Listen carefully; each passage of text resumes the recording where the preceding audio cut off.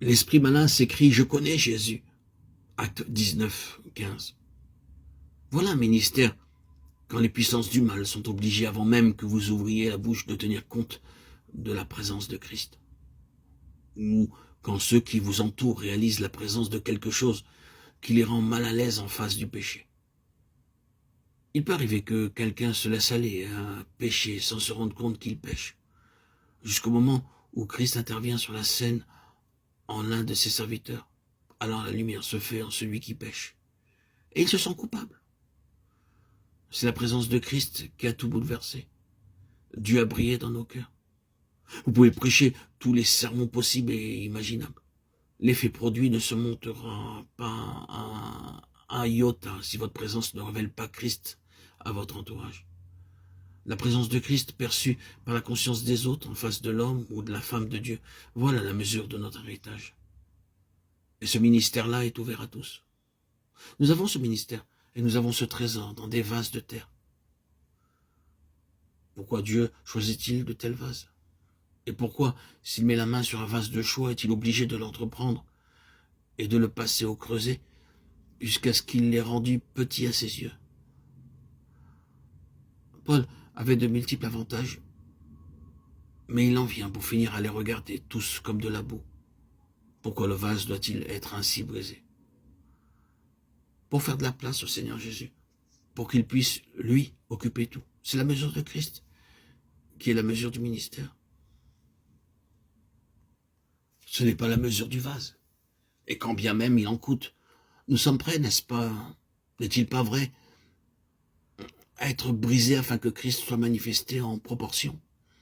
Naturellement, quand on entre dans un ministère comme celui-là, il y a certaines choses auxquelles il faut s'attendre. Le diable va concentrer sur nous tout son effort. Nous sommes pressés de toute manière. Le ministère de Christ vous expose immédiatement au choc des forces sataniques. Mais dans ces conditions-là, c'est encore le ministère qui a le dernier mot. Puisque sous les coups redoublés de l'épreuve, de la persécution et de la pression de toutes choses, vous pouvez résister quand même, sentant que vous n'êtes pas abandonné.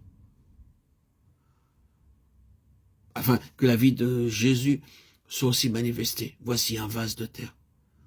Pour ce qu'il est en lui-même, vous n'en donneriez pas cher, pauvre vase. Et pourtant, les écluses de l'enfer se sont ouvertes contre lui, pour le réduire à merci. Et c'est l'enfer qui a été battu. Quelle est la clé de ce mystère? C'est Christ, dans le vase. La vie par laquelle Jésus a triomphé de la mort, elle est là, dans ce pauvre vase de terre. Voilà le ministère.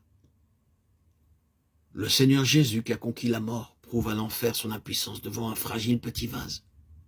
Oui, mais il faut pour cela que le Seigneur puisse occuper toute la place dans le cœur et la vie de son enfant. Nous avons ce ministère, et parce que nous avons ce ministère, nous ne perdons pas courage. Si notre homme extérieur tombe en ruine, notre être intérieur se renouvelle de jour en jour.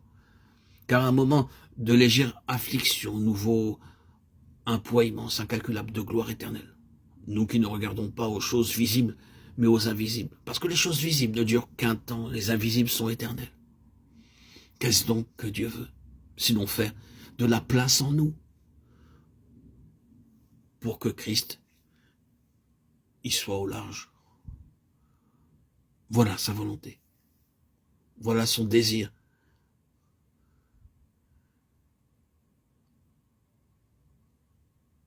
Se manifester par nous, ces vases de terre.